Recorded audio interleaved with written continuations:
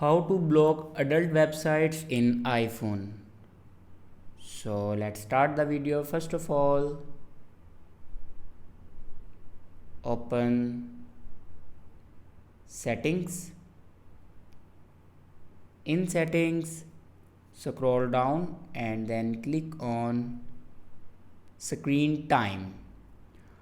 After clicking on screen time, then scroll down and here you can see the option content and privacy restrictions.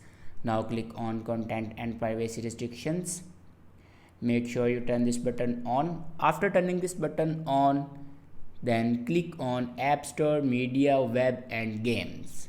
Now click on it and then click on Web Content.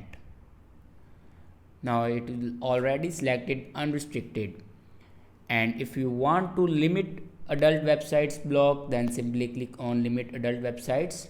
Now here you can add websites. Now here you can limit it, block your adult websites. I hope this video is helpful for you. Thanks for watching.